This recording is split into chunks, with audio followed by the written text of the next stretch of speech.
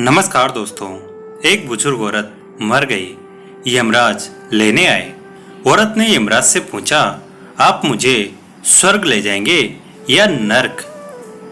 यमराज बोले, दोनों में से कहीं नहीं। तुमने इस जन्म में बहुत ही अच्छे कर्म किए हैं, इसलिए मैं तुम्हें सीधे प्रभु के धाम ले जा रहा हूँ।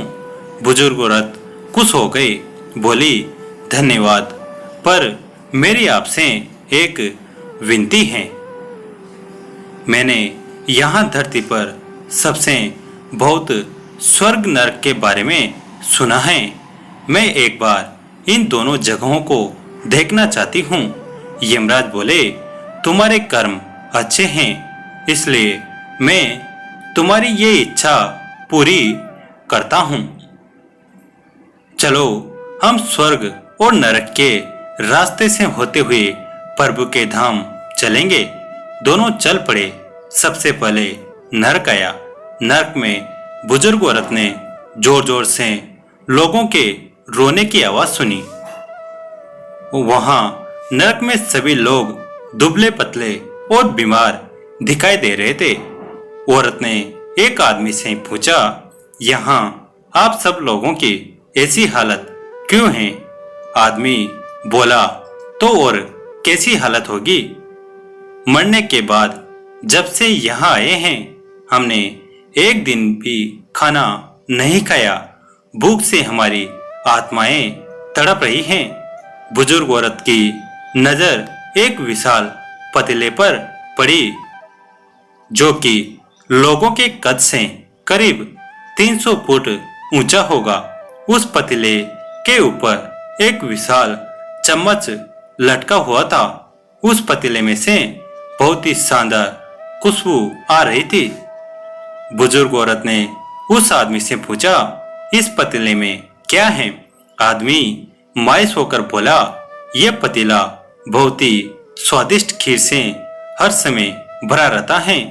बुजुर्ग औरत ने हैरानी से पूछा, इसमें खीर है तो आप लोग पेट भर के यह खीर खाते क्यों नहीं? भूखे क्यों तड़प रहे हैं? आदमी रो रो कर बोलने लगा, कैसे खाएं? यह पतीला 300 फीट ऊंचा है। हमें से कोई भी उस पतले तक नहीं पहुंच पाता। बुजुर्ग औरत को उन पर तरस आ गया। सोचने लगी, बेचारे खीर का पतीला होते हुए भी भूख से बेहाल हैं। शायद ईश्वर ने इन्हें यही दंड दिया होगा। यमराज बुजुर्ग औरत से बोले, चलो हमें देर हो रही है। दोनों चल पड़े। कुछ दूर चलने पर स्वर्ग आया। वहां पर बुजुर्ग औरत को सबकी हंसने खिलखिलाने की आवाज सुनाई दी। सब लोग बहुत खुश दिखाई दे रहे थे। उनको खुश देखकर बुजुर्ग औरत भी खुश हो गई। पर वहां स्वर्ग में भी बुजुर्ग औरत की नजर वैसे ही 300 फुट ऊंचे पतले पर पड़ी जैसा नरक में था। उसके ऊपर भी वैसा ही चम्मच लटका हुआ था। बुजुर्ग औरत ने वहां लोगों से पूछा, इस पतीले में क्या है? स्वर्ग के लोग बोले कि इसमें बहुत टेस्टी खीर है। बुजुर्ग औरत हैरान हो गई। उनसे बोली, पर यह पतीला तो 300 फीट ऊंचा है। आप लोग तो इस तक पहुंच ही नहीं पाते होंगे। उस हिसाब से तो आप लोगों को खाना मिलता ही नहीं होगा। आप लोग भूख से बेहाल होंगे। पर मुझे तो आप सभी इतने खुश लग रहे हो, ऐसे कैसे? लोग बोले, हम तो सभी लोग इस पतीले में से पेट भर के खीर खाते हैं। औरत बोली, पर कैसे? पतीला तो बहुत ऊंचा है। लोग बोले, तो क्या हो गया? पतीला ऊंचा है तो यहाँ पर कितने सारे पेड़ हैं। ईश्वर ने ये पेड़ पौधे, नदी, झरने हम मनुष्यों के उपयोग के लिए तो बनाए हैं। हमने इन पेड़ों को लकड़ी ली, उसको काटा, फिर लकड़ियों के टुकड़ों को जोड़ के विशाल सीढ़ी का निर्माण किया।